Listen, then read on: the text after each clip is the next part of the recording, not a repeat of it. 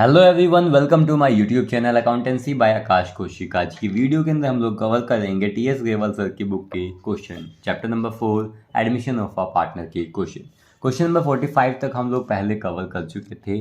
आज की वीडियो के अंदर हम लोग कवर करेंगे क्वेश्चन नंबर 46 से। तो सबसे पहले क्वेश्चन को अच्छे से रीड करेंगे। क्वेश्चन में हमें दिया क्या गया है कि एक्स और वाई पार्टनर्स एक फर्म में और उनका प्रॉफिट शेयरिंग रेशियो है 3:2। उन्होंने एक नए पार्टनर जेड को एडमिट किया है उसको 1/4 शेयर के लिए।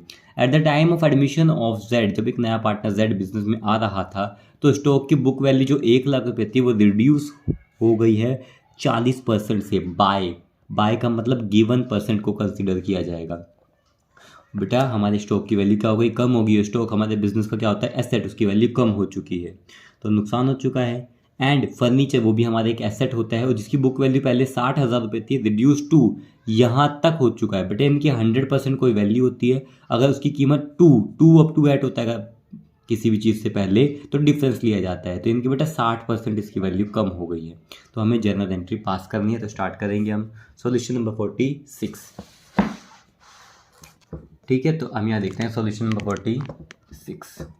तो फॉर्मेट हमने पहले ही बना रखा है ताकि हमारा टाइम ख़राब ना हो। तो बेटा यहाँ date particular LF debit credit. ठीक है, अब इसके बाद हम समझते जाएंगे।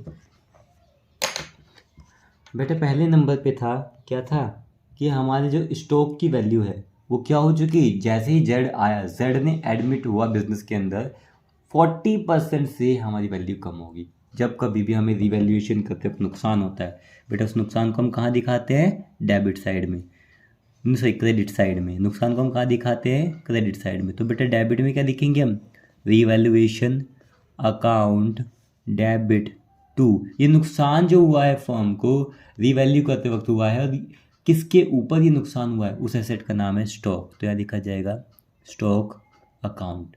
फिर लिखा था बाय 40%। अगर आप यहाँ देखेंगे ध्यान से क्या लिखा हुआ है, बाय 40%। तो बेटा 1 लाख का सामान 40% से कम हो गया तो नुकसान भी 40% का ही, यानी कि बेटा 1 लाख का 40% यानी कि 40,000 रुपये का लॉस हो चुका है। ठीक है, 40,000 का क्या हो चुका है, loss, being the value of stock reduced. Stock की वैल्यू बेटा कम हो गई। फिर नेक्स्ट जो पॉइंट हमें दिया गया था वहाँ पर थोड़ा सा बस एक लैंग्वेज का थोड़ा सा फर्क है। यहाँ दिया गया था कि फर्नीचर की कीमत जो 60,000 रुपये थी रिड्यूस टू 40% हो गई। मतलब कोई भी चीज़ अपने आप में बेटा होती क्या है, 100%। अगर 2 लिखा हुआ है तो 40% हो गई। तो बेटा कोई भी सामान 100% से 40% हो गया तो 60% का नुकसान हो गया। तो 60,000 का 60% क्या होगा बेटा, 60%, वही हमारा नुकसान है। और अगर लॉस होता है रिवैल्यू करते वक्त तो उस लॉस को हम कहाँ शो करते हैं, उसको क्रेडिट साइड में। तो डेबिट में हम क्या लिखेंगे, रीवैल्यूएशन अकाउंट डेबिट 2। ये नुकसान किस एसेट के ऊपर हुआ है बेटा, फर्नीचर के ऊपर, या लिखेंगे फर्नीचर अकाउंट। फिर being the value of furniture depreciated भी लिख सकते हैं और रिड्यूस्ड भी, वैल्यू कम हो गई। अब बेटा यहाँ ध्यान देंगे, इससे पहले वाले क्वेश्चन के अंदर हमें दे रखा था जी स्टॉक की वैल्यू कम हो गई है बाय 40%, 40% से। बाय मतलब सेम चीज़ कंसिडर करनी है 40%। तो बेटा वहाँ पर हम देखेंगे हमारे स्टॉक की वैल्यू थी क्या, हमारे स्टॉक की वैल्यू पहले कितनी थी, 1 लाख रुपये। तो यहाँ था बाय, तो मैंने क्या किया, 1 लाख का 40% नुकसान निकाला और यहाँ लिख दिया 40,000 रुपये, है ना। बट यहाँ देखेंगे बेटा फर्नीचर हो चुका है रिड्यूस टू 40%, है ना।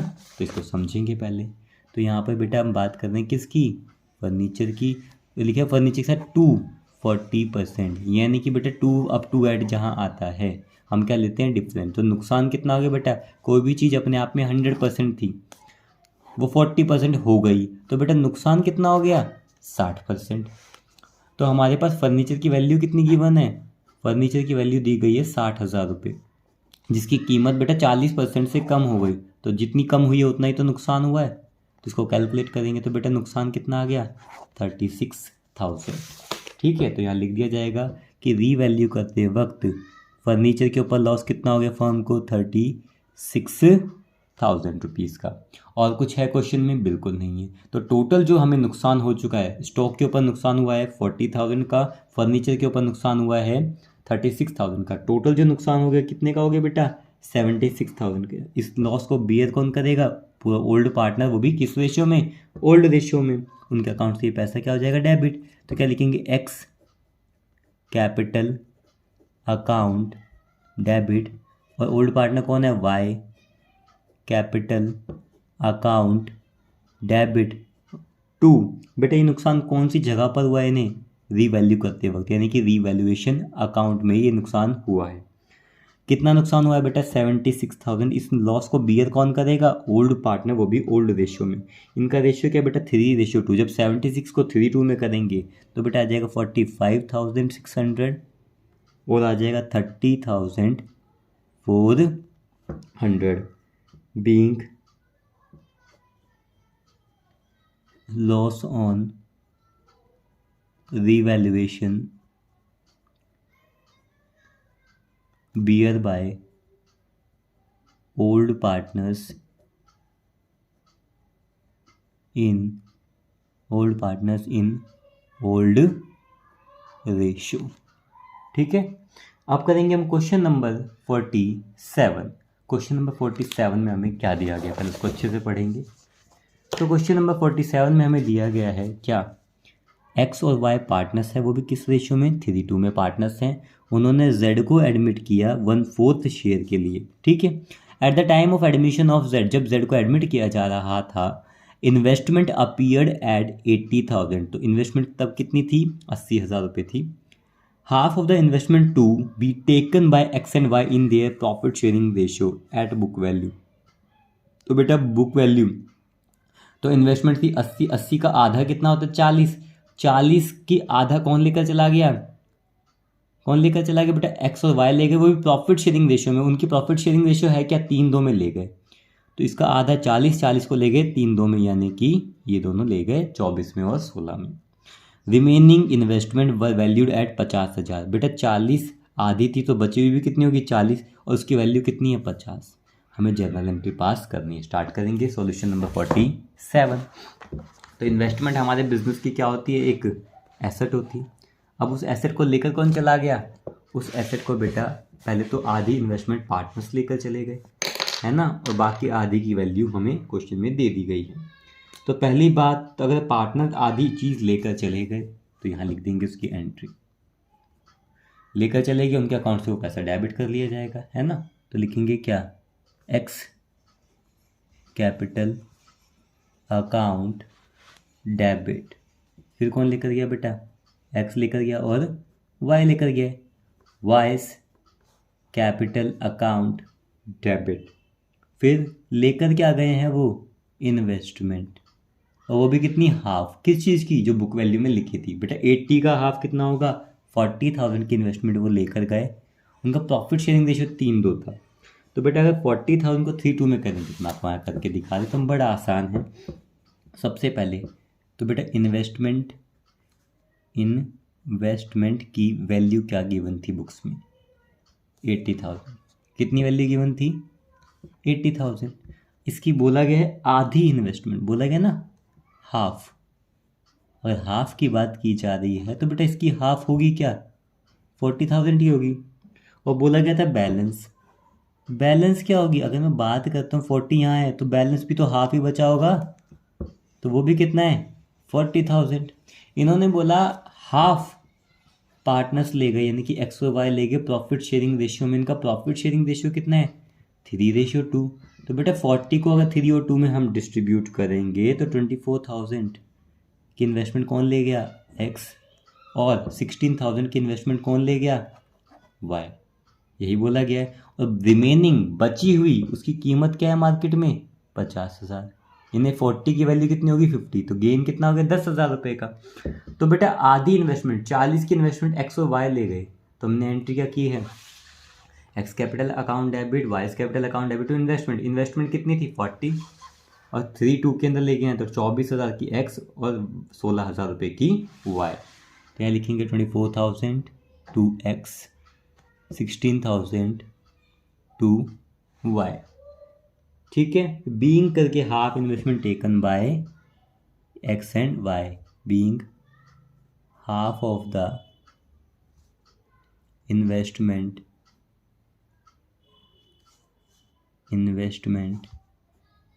taken over by x and y in 3:2। ये बात क्लियर है। अब बेटा आधी इन्वेस्टमेंट तो कौन ले गया, वो प्रॉफिट शेयरिंग रेशियो में ले गए, हमने उसकी एंट्री भी पास कर दी। अब बची हुई आधी की वैल्यू बेटा क्या थी, इन्होंने बोला बची हुई की वैल्यू बैलेंस कितना बच गया 40, उसकी वैल्यू 50 है। तो बेटा 40 के एसेट की वैल्यू अगर 50 है तो 10,000 रुपये का हमें क्या हो गया, प्रॉफिट हो गया। 40 का सामान अगर 50 का वैल्यू होता है तो 10,000 रुपये का क्या हो गया, प्रॉफिट। तो बेटा यहाँ पर ये 10,000 रुपीज़ का क्या हो चुका है, प्रॉफिट। और प्रॉफिट को हम कहाँ शो करते हैं, डेबिट में। रिवैल्यूएशन अकाउंट के तो क्रेडिट में शो करते हैं, और एंट्री के वक्त हम इसको डेबिट में शो करते हैं किसी भी तरह के प्रॉफिट को। तो क्या लिखा जाएगा, इन्वेस्टमेंट अकाउंट डेबिट टू, ये प्रॉफिट हमें कब हुआ, चीज़ों को रिवैल्यू करते वक्त। तो यहाँ लिखिए टू इन्वेस्टमेंट अकाउंट, और प्रॉफिट कितना हुआ 10,000 रुपीज़ का। ठीक है, अब जो प्रॉफिट हुआ वही पार्टनर्स के बीच में डिस्ट्रीब्यूट भी होगा। पर इस सबसे पहले हम यहाँ पे क्या लिख देंगे, नरेशन बीइंग इंक्रीज या फिर increase in the value of investment की वैल्यू में क्या आ गया, इंक्रीज आ गया। ठीक है, वैल्यू बढ़ गई तो भाई पार्टनर्स को फ़ायदा भी हो गया, पार्टनर को पैसा मिलेगा। तो एंट्री क्या करेंगे, यहाँ करेंगे entry revaluation account debit to X capital account to Y's capital account being gain on revalue करते वक्त क्या हो गया, गेन।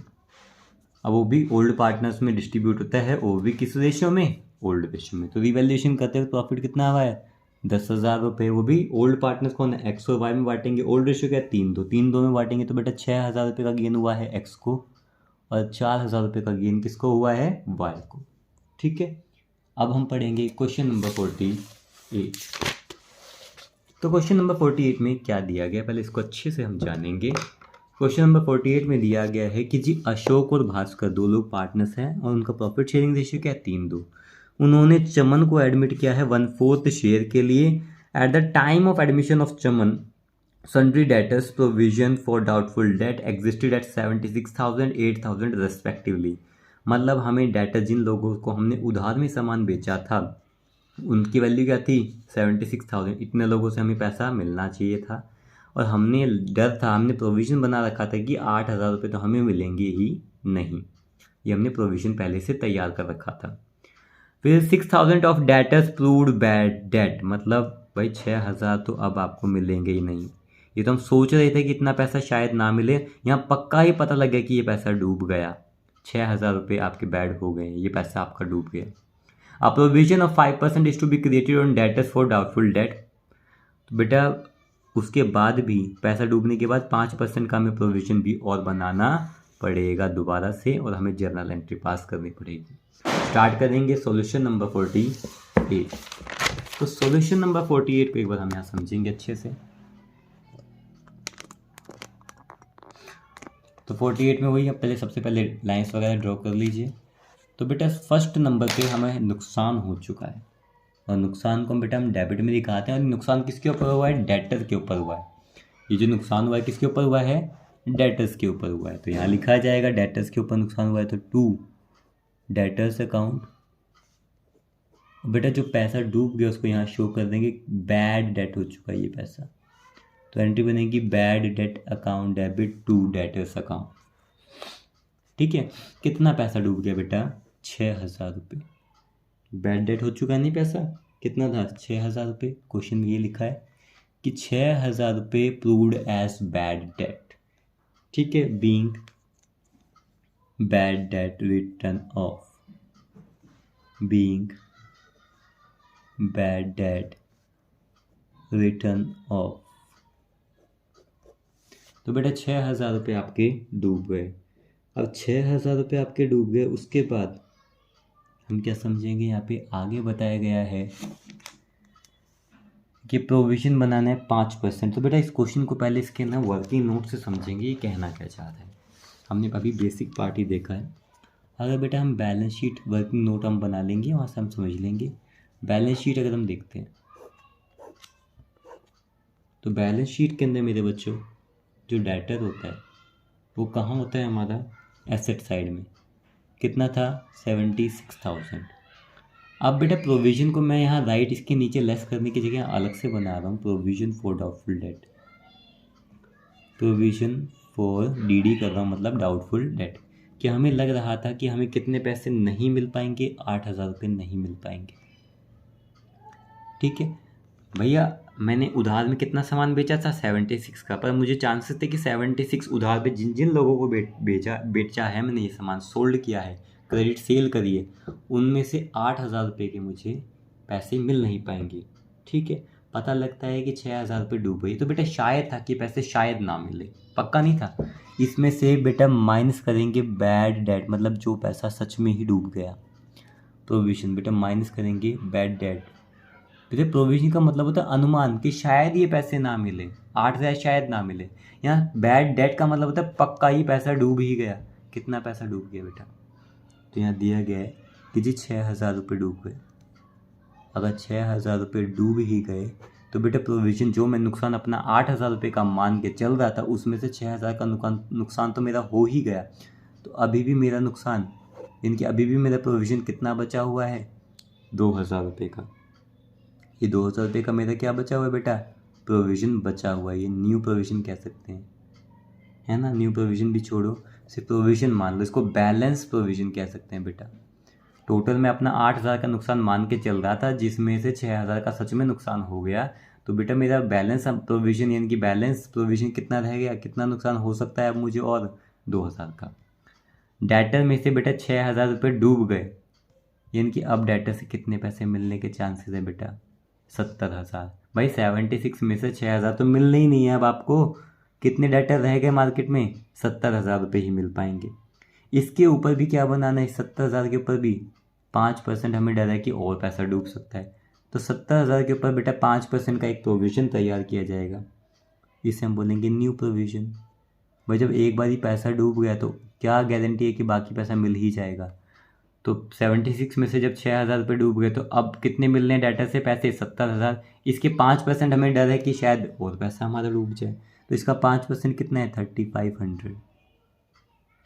ये हमने प्रोविज़न बना लिया बेटा। ये तो हमने नया प्रोविज़न बनाया 3,500 का। हमारा प्रोविज़न पहले से कितना बचा हुआ है, ये जो बैलेंस प्रोविज़न बचा है वो कितना, माइनस करेंगे बेटा ओल्ड प्रोविज़न, है ना, या फिर ओल्ड डाउटफुल डेट। कितना बेटा, 2,000 रुपये। यानी कि 2,000 का तो प्रोविज़न पहले से बना हुआ है। ओल्ड प्रोविज़न हमारा 2,000 का तो पहले से बना हुआ है, और नए के हिसाब से 3,500 का नुकसान हो सकता है। तो 3,500 का अगर नुकसान हो सकता है, जिसमें से 2,000 का प्रोविज़न पहले से बना रखा है, तो नया प्रोविज़न कितने का बनेगा बेटा, 1,500 रुपये का नुकसान और हो सकता है। दोबारा से 76,000 के डाटा से मुझे पैसे लेने थे। हम पहले ही अपना प्रोविज़न तैयार करके चले थे कि 8,000 रुपये डूब सकते हैं, शायद है ये। इसमें बेटा सच में 6,000 रुपये डूब गए, तो उतना ही प्रोविज़न कम हो गया। जो नुकसान हो सकता था उसमें से 6,000 का नुकसान हो गया। अभी भी हमारा नुकसान जो हो सकता है वो 2,000 का हो सकता है। 76 में से 6,000 डूब गए, तो अब 70,000 रुपये मिलने के चांसेस हैं, जिसमें से हमें डर है कि भाई 5% और पैसा डूब सकता है। तो 70 का 5% 3,500 रुपये और डूब सकते हैं। 3,500 में पहले का जो नुकसान है 2,000 प्रोविज़न वो बचा हुआ है, तो बेटा और प्रोविज़न कितना बनाना पड़ेगा, 1,500 रुपये का प्रोविज़न और बनेगा। ये बात समझ में आई, ठीक है।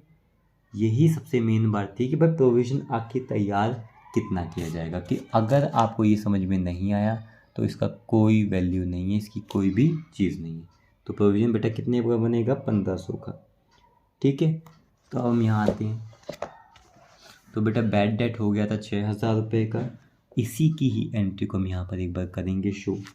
भाई प्रोविज़न पहले से था, कितना था, लिखेंगे जी provision for doubtful, provision for doubtful debts account debit to, किस चीज़ के ऊपर बेटा, ये हमारा पैसा बैड डेट हो चुका है। और कितना बेटा, 6000 रुपये हो चुका है। यहाँ क्या लिख देंगे, being bad debt adjusted, being bad debt को क्या किया बेटा, एडजस्ट कर लिया गया, किससे, प्रोविज़न से। Bad debt adjusted from provision. इसको बेटा हमने रिवैल्यूएशन अकाउंट में क्यों नहीं दिखाया, क्योंकि बेटा पहले से जो प्रोविज़न बना हुआ था उसी में से एडजस्ट कर लिया। भाई डेटर कितने के थे, डेटर पे नुकसान हो गया कितने का, 6000 रुपये, डेटर 6000 के थे, बैड डेट हो गए 6000 रुपये। प्रोविज़न बेटा 8 में से 6 को एडजस्ट कर लिया गया है, 8 में से 6 को पहले ही एडजस्ट कर लिया गया है। अब जो हमारा प्रोविज़न बनाना है बेटा वो 1500 रुपये का बनाना है। अब वो कितना बनाना है, 1500 रुपये का। अब वो लॉस है तो बेटा कहाँ दिखाएंगे, क्रेडिट साइड में। एंट्री क्या बनेगी, revaluation account debit to, revaluation account debit to क्या लिखेंगे, provision for doubtful debt, provision for doubtful debt. कितना बेटा नुकसान, 1500 रुपये का, 1500 रुपीज़ का। और बीइंग करके प्रोविज़न फॉर डाउटफुल डेट। अब जो नया प्रोविज़न क्रिएट किया जाएगा, being provision for doubtful date made या क्रिएटेड। अब कितना बनाया जाएगा, 1500 रुपये का प्रोविज़न बनाया जाएगा। तो कंपनी को लॉस भी कितना हुआ है, रिवैल्यू करते वक्त फर्म को जो लॉस हुआ है वो 1500 का हुआ है। इस लॉस को बियर कौन करेगा, पार्टनर्स। कौन, ओल्ड पार्टनर, ओल्ड रेशियो में पार्टनर है कौन, अशोक और भास्कर। लॉस बियर करेंगे तो लिखेंगे अशोक्स कैपिटल अकाउंट डेबिट। फिर क्या लिखा जाएगा, भास्कर्स कैपिटल अकाउंट डेबिट। और बेटा ये जो लॉस हुआ है हमें कौन से अकाउंट में हुआ है, ये रीवैल्यू करते वक्त हुआ है, तो रीवैल्यूएशन अकाउंट में हमारा लॉस हुआ है, तो यहाँ लिखा जाएगा रीवैल्यूएशन अकाउंट। ठीक है, इस लॉस को बियर कौन करेगा, पार्टनर्स बियर करेंगे, ओल्ड पार्टनर, वो भी ओल्ड रेशियो में। तो 1500 रुपये का नुकसान हुआ था, जितने का हमने यहाँ पे प्रोविज़न बनाना था, नया प्रोविज़न जो बनाना है वो नुकसान ही। इस नुकसान को ओल्ड पार्टनर बियर करेंगे ओल्ड रेशियो में, यानी कि 3-2 में। तो बेटा ये आ जाएगा 900 रुपये और ये आ जाएगा 600 रुपये। 1500 को 3-2 में आप करेंगे तो 900 और 600। Being loss on revaluation bear by old partners और इन ओल्ड रेशियो। तो ओल्ड पार्टनर्स ही इस लॉस को बियर करेंगे, वो भी किस रेशियो में, ओल्ड रेशियो में। आप करेंगे हम क्वेश्चन नंबर 49। तो सबसे पहले इसके क्वेश्चन को ध्यान से हम पढ़ेंगे। तो क्वेश्चन नंबर 49 में हमें क्या दिया गया, पहले उसको अच्छे से हम समझते हैं, जानते हैं। यहाँ दिया गया eight the time of admission of partner Suresh, जब एक नए पार्टनर सुरेश को हम बिजनेस में एडमिट कर रहे थे, तो asset and liabilities of Ramesh and Naresh, यानी कि ये हमारे पुराने पार्टनर्स हैं रमेश और नरेश, वर रिवैल्यूड एज फॉलोज, तो उन्होंने चीज़ों को रिवैल्यू किया। तो यहाँ पे बेटा हमें कुछ चीज़ें दी गई हैं, सीधा इसकी एंट्री करना स्टार्ट करते हैं। फर्स्ट नंबर पे दिया गया provision for doubtful date at the 10% was made on sundry debtor, और सन्ड्री डेटर है 50,000 के। तो 50,000 रुपये के हमारे डेटर्स हैं, इनके ऊपर बेटा 10% के चांसेस हैं कि शायद ये पैसा, हमारा डाउट है कि शायद ये पैसा ना मिले। तो ये प्रॉफिट है या लॉस, ये लॉस है। और लॉस को हम जर्नल एंट्री करते हुए कहाँ दिखाते हैं बेटा, क्रेडिट में। तो इसकी पहली एंट्री क्या बनेगी, किसी भी तरह का लॉस है वो कहाँ दिखाएंगे, क्रेडिट में। तो बेटा यहाँ करेंगे हम एंट्रीज। ठीक है, पहली एंट्री क्या होगी, हमें ये पता कैसे लगा कि प्रॉफिट हुआ लॉस हुआ, कौन से अकाउंट में पता लगा, रिवैल्यूएशन अकाउंट में पता लगा ना। तो पहली एंट्री बेटा करेंगे पॉइंट नंबर ए, डेट तो है नहीं, तो एंट्री क्या होगी, revaluation account debit to revaluation account debit to provision for doubtful debt account being provision created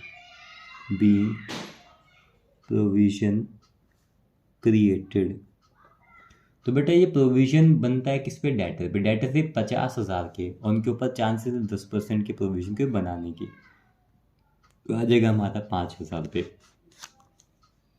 ठीक है, आगे हमें क्या दिया गया इसको हम समझते हैं। तो आगे हमें पॉइंट नंबर बी के ऊपर दिया गया है कि क्रेडिटर्स वर रिटर्न बैक 5,000 रुपये। तो बेटा क्रेडिटर्स ने ये पैसा वापस दे दिया। तो स्टार्ट करेंगे बेटा, पैसा वापस दे दिया तो फ़ायदा हो गया। फ़ायदे को हम कहाँ दिखाते हैं, डेबिट में। तो क्रेडिटर्स अकाउंट डेबिट टू, ये फ़ायदा भी हमें कौन से अकाउंट से पता लगा है, रीवैल्यूएशन अकाउंट से। तो लिखेंगे टू रीवैल्यूएशन अकाउंट। कितने का फ़ायदा हो चुका है, 5,000 रुपीज़ का। भाई क्रेडिटर्स ने ये पैसा लौटा दिया, हमें ये पैसा उनको नहीं देना। बीइंग क्रेडिटर्स रिटर्न बैक लिखा जाएगा, being creditors return back. Point number C हम पढ़ेंगे, हमें क्या दिया गया है। इसमें दिया गया है कि बिल्डिंग वॉज एप्रिशिएटेड बाय का मतलब जितना परसेंट दिया है उसी को कंसिडर करना पड़ेगा। 2 लाख रुपए की बिल्डिंग थी, उसकी कीमत 20% से बढ़ गई है। तो बेटा 2 लाख रुपए का 20% होता है 40,000 रुपये। यानी कि हमें फ़ायदा हो गया, क्योंकि भाई बिल्डिंग की वैल्यू बढ़ गई है। जब बिल्डिंग की वैल्यू बढ़ गई है तो हमें क्या हो गया है, प्रॉफिट। और प्रॉफिट को हम कहाँ शो करते हैं, डेबिट में। तो एंट्री क्या बनेगी, building account debit to revaluation account.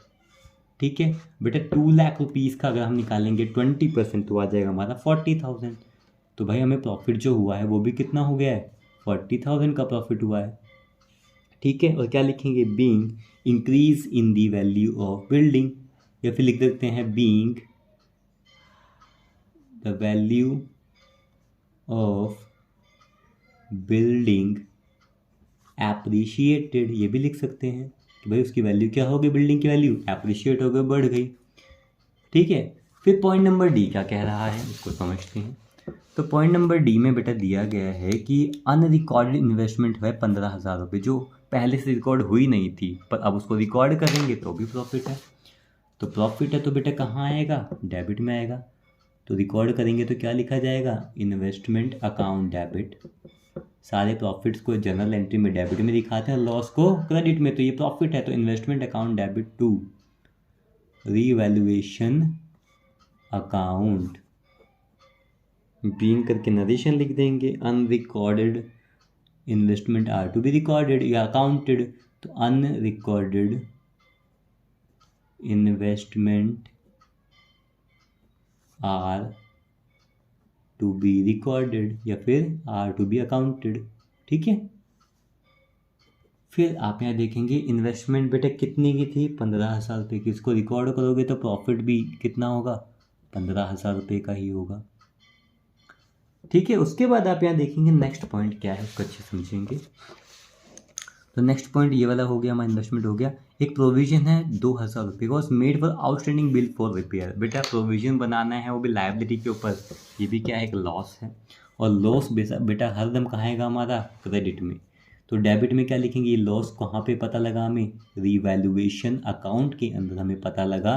तो एंट्री होगी रीवैल्यूएशन अकाउंट डेबिट टू, किसके ऊपर हुआ है लॉस बेटा, प्रोविजन फॉर, क्या है हमारा, प्रोविजन फॉर आउटस्टैंडिंग। O/S का मतलब आउटस्टैंडिंग के लिए यूज़ कर सकते हैं, आउटस्टैंडिंग बिल फॉर रिपेयर्स। कितना बेटा, 2,000 रुपये का। कितना है, 2,000 रुपये का हमें यहाँ पर प्रोविज़न तैयार किया है। ठीक है, नेक्स्ट क्या है बेटा, ई के बाद क्या है हमारा, एफ पॉइंट। तो बेटा यहाँ दिया गया है कि अनरिकॉर्डेड लायबिलिटी टूवर्ड्स सप्लायर्स 3,000 रुपये। बेटा एक लायबिलिटी की बात चल रही है तो उस लायबिलिटी को हम क्रेडिटर कंसिडर कर सकते हैं, और लायबिलिटी है तो बेटा उसको क्रेडिट साइड में दिखाया जाएगा। तो डेबिट में कहाँ क्या लिखेंगे, रीवैल्यूएशन अकाउंट डेबिट टू, उस लायबिलिटी को क्या कंसिडर करेंगे, क्रेडिटर। और कितना बेटा, वो लायबिलिटी कितनी है, 3,000 रुपये, तो यहाँ लिखेंगे 3,000 रुपीज़। उसके बाद पॉइंट तो सारे हो गए, बट बेटा सारे पॉइंट्स में हम समझेंगे कि हमें प्रॉफिट हुआ या लॉस। देखो अगर मैंने चीज़ों को रिवैल्यू किया है या तो मुझे प्रॉफिट होगा या लॉस।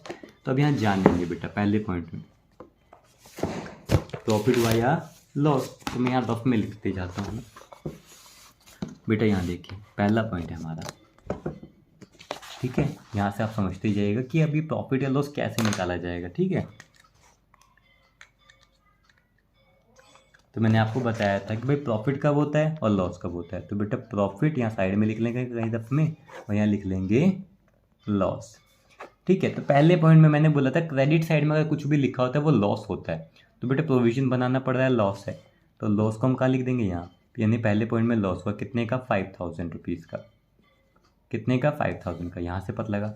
सेकंड पॉइंट में बेटा डेबिट साइड में लिखा है, क्रेडिटर वैसे लायबिलिटी होती है बट लायबिलिटी पे नहीं करनी थी, तो आप यहाँ देखेंगे कितना है बेटा, 5,000। अगर डेबिट साइड में लिखा है, अगर आपका बेटा कहाँ है, डेबिट साइड में लिखा है, तो ये प्रॉफिट है भाई। 5,000 रुपये पे नहीं करने, 5,000 रुपये पे नहीं करने, तो ये 5,000 रुपये प्रॉफिट है। अगला बेटा 2 पॉइंट हो गए। पॉइंट नंबर सी को समझेंगे। सी में क्या दिया गया बेटा, बिल्डिंग को डेबिट में लिखा है तो प्रॉफिट है, प्रॉफिट कितना है, 40,000। फिर डी पॉइंट पे इन्वेस्टमेंट है 15,000 रुपये, डेबिट का मतलब प्रॉफिट हुआ है इसके ऊपर। ई पॉइंट है प्रोविजन बनाना है 2,000 रुपये, ये 2,000 रुपये का प्रोविजन बनाना है। ये प्रोविजन कहाँ है बेटा, ये रिवैल्यूएशन को नहीं देखना, उसके अगले वाले पॉइंट को देखना है। तो क्रेडिट मतलब लॉस है तो लॉस में लिख देंगे 2,000 रुपये। और बेटा नेक्स्ट ई पॉइंट प्रोविजन बना क्रेडिटर्स को कितने पैसे, 3,000 रुपये का। अगर क्रेडिटर लिखा है कहाँ पे, क्रेडिट में, 3,000 रुपये का क्या है बेटा, लॉस है। पता लग गया भाई ओवरऑल प्रॉफिट हुआ या लॉस। तो बेटा 5,000 को यहाँ से करेंगे 20 और कितना आ गया, 60,000 का प्रॉफिट हुआ है। ये लॉस कितना है, 5 और 2 और 3, 10,000 का लॉस हुआ है। तो ओवरऑल देखेंगे 60 का प्रॉफिट, 10 का लॉस, तो ओवरऑल हमें क्या हो गया, प्रॉफिट। कितना प्रॉफिट हो गया बेटा, 50,000 रुपये का। अब ये प्रॉफिट किसके बीच में डिस्ट्रीब्यूट होगा, ये पार्टनर्स के बीच में डिस्ट्रीब्यूट होगा। और पार्टनर्स हैं कौन बेटा, रमेश और एक है नरेश। रमेश और नरेश में ये प्रॉफिट डिस्ट्रीब्यूट होगा। इनका प्रॉफिट शेयरिंग रेशियो क्या क्वेश्चन में गिवन है, बिल्कुल नहीं है। तो बेटा बराबर होगा, तो रमेश को प्रॉफिट का कितना पैसा मिलेगा, 25,000, और नरेश को प्रॉफिट का कितना पैसा मिलेगा, 25,000। तो ये बात आपको समझ में आई, ये प्रॉफिट या लॉस कहाँ से आया, ठीक है। उसके बाद बेटा इसकी एंट्री कर दी जाएगी। तो एंट्री करेंगे भाई, रिवैल्यूएशन करते वक्त हमें जो प्रॉफिट हुआ या लॉस उसकी एंट्री को यहाँ शो कर दिया जाएगा। अब ये लास्ट एंट्री करेंगे, जी एंट्री, तो प्रॉफिट का पैसा दिया जाएगा तो उसकी एंट्री होगी रिवैल्यूएशन अकाउंट डेबिट टू, बेटा किस किस को, रमेश को और नरेश को। तो यहाँ लिखेंगे Ramesh capital account to Naresh capital account being profit on revaluation, being profit on revaluation. Profit हुआ कितना था, 50,000, है ना। फर्म ने इन दोनों पार्टनर्स को प्रॉफिट का पैसा दिया, पार्टनर्स को, ओल्ड पार्टनर्स को 25,000। ये बात क्लियर है, ठीक है। अब हम करेंगे हमारी वीडियो का last question, means question number 50। बहुत ही अच्छा क्वेश्चन है, उसको ध्यान से पढ़ेंगे आप, बहुत ज़्यादा अच्छा क्वेश्चन है, बोर्ड में आने के काफ़ी अच्छे चांसेस हैं। तो बेटा यहाँ जानेंगे कि ओम और शिव 2 लोग पार्टनर्स हैं, एक का नाम है ओम और दूसरे का नाम है शिव। ओम और शिव पार्टनर्स हैं और उनका प्रॉफिट शेयरिंग रेशियो क्या है बेटा, इक्वली अपने प्रॉफिट को शेयर करते हैं, इनकी 1:1, ठीक है। आगे बैलेंस शीट में एक्सट्रैक्ट का मतलब क्या होता है बेटा, कि कुछ इन्फॉर्मेशन दी गई है कि डेटर थे 1,50,000 के, प्रोविज़न बनाया हुआ था कि जी शायद 15,000 रुपये ना मिले और डेटर से कितने पैसे मिलने के चांसेस है 1,35,000 के। An amount of 12,000 due from Mohan, जो मोहन से 12,000 रुपये लेने थे, is to be written off as no longer receivable, वो पैसा अब नहीं मिल पाएगा। मीन्स वो पैसा नहीं मिल पाएगा तो ये पैसा बैड डेट हो गया, पैसा डूब गया। Provision for doubtful date on remaining debtor, जो बचे हुए डेटर्स पे उसके ऊपर हमें करंट रेट से, जो अभी प्रोविजन बना हुआ है वो बनाने की ज़रूरत है। करंट रेट से देखा जाए तो डेटर बेटा 1.5 लाख के थे, प्रोविजन था 15,000, तो ये 15,000 का प्रोविजन 1.5 लाख के हिसाब से 10% का बना हुआ है। तो जिसमें से 12,000 डूब गए तो बचे हुए के ऊपर भी हमें क्या बनाना पड़ेगा प्रोविजन 10% का। तो स्टार्ट करेंगे क्वेश्चन को। इसके सॉल्यूशन के ऊपर थोड़ा सा हम जाने से पहले इसके क्वेश्चन की बारीकियों को समझेंगे। हमें क्या क्या दिया गया है। हमारा क्वेश्चन कुछ इस तरीके से दिया गया है कि भाई बैलेंस शीट में डेटर 1.5 लाख रुपए के थे, उसका 10% प्रोविजन बना हुआ है, 15,000 रुपये शायद ये पैसा ना मिले और यह 1.35 हमें मिलने के आसार हैं। अब आप यहाँ थोड़ा सा आप ध्यान देंगे तो अगर मैं इसको यहाँ ना ऐसे ना लिखूँ, कैसे, यहाँ ध्यान दें, अगर बेटा मैं इसको ऐसे ना लिखूँ और अपने बेसिक तरीके से करता हूँ तो शायद और अच्छे से आप इसको जान पाएंगे। तो बेटा यहाँ बनाई हमने क्या, बैलेंस शीट, नीचे